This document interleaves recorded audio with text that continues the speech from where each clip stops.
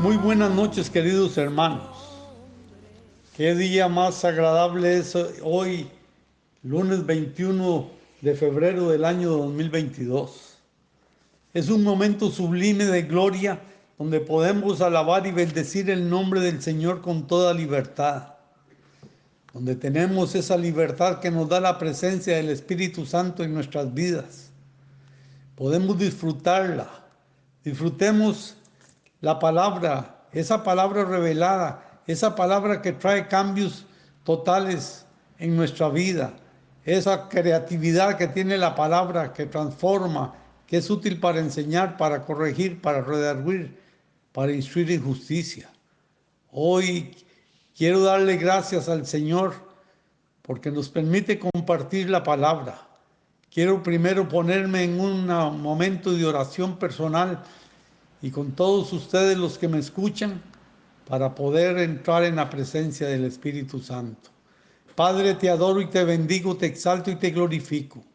En el nombre de tu Hijo amado, Señor, el cual dijo, yo soy el camino, la verdad y la vida, nadie viene al Padre si no es por mí. Padre, a través de ese camino que abrió Cristo en la cruz del Calvario y a través del sacrificio vicario que Él hizo en la cruz del Calvario, que nos dio acceso hasta el trono de la gracia. Hoy vengo delante de ti para exaltarte y adorarte y ponerme en tus santas y divinas y excelsas manos para poder alabarte y adorarte y abrirle el entendimiento y que me dé sabiduría y ciencia para poder compartir con ustedes la palabra de Dios. Bendito sea tu nombre, que en este día, Señor, tú nos enseñas, nos corriges, nos redarguyes y nos llenas cada vez de satisfacción al saber que tú nos escuchas con todo el corazón. Gracias, Padre, por permitirme hoy poder compartir con nuestros hermanos esta palabra. Gracias te doy. Hemos durante varias semanas estado enseñando sobre la fe. Ahora, el tema hoy, los cristianos no estamos bajo la ley. Habiendo establecido estos tres hechos, examinaremos en detalle que el Nuevo Testamento enseña acerca de la relación entre cristiano y la ley. Este asunto se trata de muchos pasajes diferentes del Nuevo Testamento y en cada uno de ellos se enseña la misma clara y definida verdad. La justicia del creyente cristiano no depende de que guarde parte o alguna parte de la ley. Vamos a examinar estos pasajes del Nuevo Testamento que se establecen esto claramente. En Romanos capítulo 5, verso 1 y 2, el apóstol Pablo con toda claridad dice, justificados pues por la fe, tenemos paz para con Dios por medio de nuestro Señor Jesucristo, por quien también tenemos entrada por la fe en esta gracia, el cual estamos firmes y nos gloriamos en la esperanza de la gloria. Ahí mismo en el libro de Romanos capítulo 6, verso 14 dice, porque el pecado no se enseñoreará de vosotros, pues no estáis bajo la ley. Este último versículo nos revela dos verdades bíblicas y fables. Número uno, que los creyentes cristianos no estamos bajo la ley, sino bajo la gracia. Estos son dos alternativas que se excluyen mutuamente. Una persona que está bajo la gracia no puede estar bajo la ley. Nadie puede estar bajo ambas, la ley y la gracia al mismo tiempo. Número 2. La razón precisa por la cual el pecado no tendrá dominio sobre el creyente cristiano es porque no estamos bajo la ley. Mientras una persona permanece bajo la ley, también está bajo el dominio del pecado y tiene que salir del señorío de la ley. En 1 Corintios capítulo 15, verso 56, el apóstol Pablo dice, ya que el aguijón de la muerte es el pecado y el poder del pecado la ley. La ley en realidad fortalece el dominio del pecado sobre los que están bajo la ley. Mientras más toman conciencia del poder del pecado ejerciendo su dominio sobre ellos, incluso contra su propia voluntad, frustrando todo intento de vivir bajo la ley. El único escape de este dominio del pecado es salir del imperio de la ley y venir bajo el imperio de la gracia. Romanos capítulo 7, versos 5 y 6 dice: porque mientras estamos en la carne, las pasiones pecaminosas que eran por la ley obraban en nuestros miembros, llevando fruto para muerte. Verso 6: pero ahora estamos libres de la ley por haber muerto para aquella en que estábamos sujetos, de modo que no sirvamos bajo el de modo que sirvamos bajo el régimen nuevo del Espíritu y no bajo el régimen viejo de la letra. Aquí el apóstol Pablo dice que los que están bajo la ley están sujetos a pasiones pecaminosas en su naturaleza carnal, la cual produce fruto de muerte. Pero como creyentes cristianos estamos libres de la ley para poder servir a Dios, no de acuerdo a la letra de la ley, sino bajo el régimen nuevo de la vida espiritual que recibiremos mediante. El mismo apóstol Pablo indica en Romanos 10:14: ¿cómo pues invocarán aquel en el cual no han creído? Pregunta. Otra pregunta vuelve a hacer en el verso 14: ¿y cómo creerán en aquel de quien no han oído? Pregunta número 3 que está en el verso 14: ¿y cómo irán sin haber quien les predique? Por tanto, una persona pone la fe en Cristo para salvación. Ese es el fin de la ley para esa persona, como medio de conseguir justicia. Por el contrario, la palabra de Dios permanece para siempre. La justicia del creyente no se deriva de guardar la ley, ni toda ni en parte, sino únicamente en la fe. Pablo declara que la ley, como medio de justicia, terminó con la muerte de Cristo en la cruz.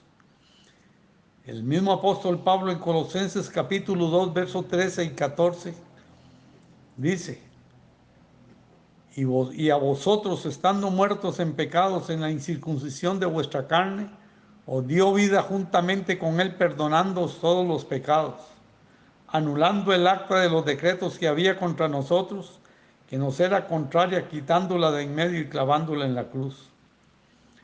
Aquí dice que por medio de la muerte de Cristo Dios anuló el acta contra nosotros y la quitó de en medio. No habla de anular los pecados, sino de anular el acta de los decretos o el documento de la deuda.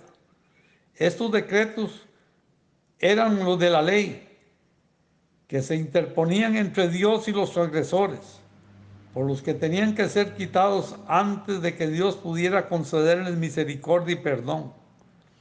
La palabra decretos aquí denota un sistema de leyes que Dios había dado a través de Moisés.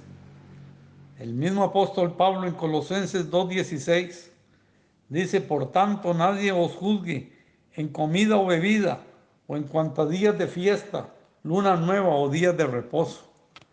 Las palabras, por tanto, indican la relación directa con lo que ha sido establecido en los versículos anteriores, es decir, la anulación de los decretos de la ley mediante la muerte de Cristo.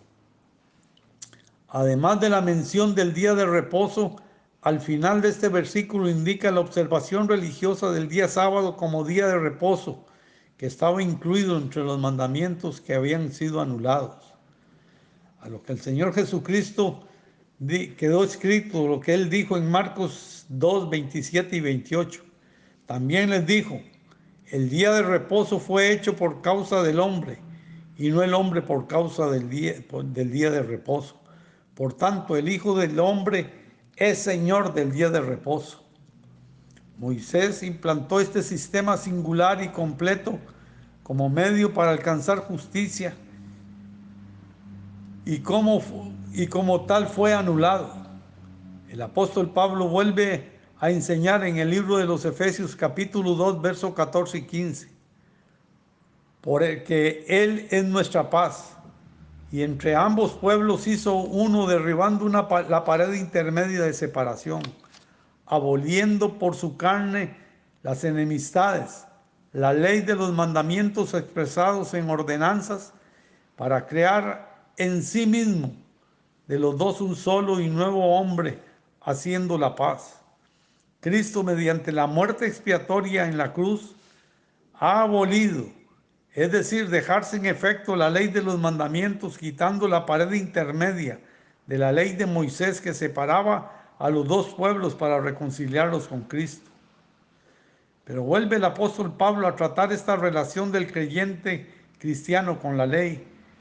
En el primera de Timoteo, en el capítulo 1, versos 8 al 10, pero sabemos que la ley es buena si uno la usa legítimamente, conociendo esto, que la ley no fue dada para el justo, sino para los transgresores y desobedientes, para los impíos y pecadores, para los irreverentes y profanos, para los parricidas y matricidas, para los homicidas, para los fornicarios, para los sodomitas, para los secuestradores, para los mentirosos y perjuros, para cuanto se oponga a la sana doctrina. Aquí se define dos clases de personas. Por un lado, el hombre justo, y por otro los que son culpables de diversos pecados enumerados en la lista. Una persona que haga estas cosas no es un cristiano. Una persona salva vive por fe. Romanos 8:14 dice, porque todos los que son guiados por el Espíritu de Dios, estos son hijos de Dios. Y quien no tiene el Espíritu de Dios no es de él. Nosotros tenemos el Espíritu Santo que nos guía, nos dejó como consolador para guiarnos a toda verdad, para formarnos, para transformarnos, para ordenar nuestras vidas. Señor, como dice en el libro de Génesis, que en el principio la tierra estaba desordenada y vacía y el Espíritu se movía sobre las aguas, y fue Él el que acomodó todas las cosas sobre la tierra. Así como Él acomodó todas las cosas sobre nuestras vidas, hoy te damos gracias porque el Espíritu Santo vino para guiarnos y a que conociéramos el pecado, el juicio y la justicia. Por esto el libro de Gálatas dice, pero si sois guiados por el Espíritu, no estáis bajo la ley. La ley, por la gracia, fue cambiada. Hoy tenemos la salvación no por obras, sino por la gracia y la misericordia de Dios. Hoy quiero agradecerle a Dios por esta revelación bíblica que un día trajo una transformación a nuestras vidas, por una renovación que un día cambió el derrotero de nuestras vidas, de andar en un camino malo y perverso a un camino recto, haciendo sendas derechas para vuestros pies. Y ya lo cojo no se nos sale del camino, mas todo nuestra vida ha sido sanada, ha sido acomodada del desorden de vida que teníamos y ahora podemos ser libres en Cristo Jesús, Señor nuestro. Hoy quiero orar por este momento diciéndole gracias, Señor, de gloria y majestad, por el que un día nos transformaste, Señor, y nos trajiste de las tinieblas a tu luz admirable. El Espíritu Santo abrió nuestros ojos y quitó nuestra ceguera espiritual y nos guió a toda la verdad. Hoy te doy gracias por esa misericordia infinita que tuviste para con nosotros, que aún siendo pecador, Cristo murió por cada uno de nosotros. Hoy eres grande y majestuoso, Señor. Hoy podemos decirte gracias, Padre, por ese don inmerecido que nos diste de tu gracia y de tu misericordia, que aún siendo pecadores, Cristo murió por nosotros.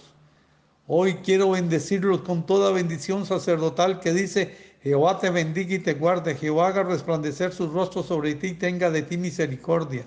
Jehová levante sobre ti tu rostro y te inunde de paz, y la paz de Jesucristo que sobrepasa todo entendimiento sea sobre cada uno de ustedes y sobre sus familias. Que los mejores días estén por venir, que estés viviendo las mejores épocas de tu vida, que en medio de la prueba, Señor, la iglesia salga adelante, Señor, llena de bendición y todas las manifestaciones espirituales, que podamos ser cada día buscar la estatura del varón perfecto, que el amor, el gozo, la paz, la paciencia, la benignidad, la bondad, la fe, la mansedumbre y la templanza sean las cartas leídas que nosotros podamos expresar en nuestras vidas, ¿no? Muchas gracias y que Dios les bendiga. Él vino a mi vida en un día muy especial, cambió mi corazón, me enseñó un camino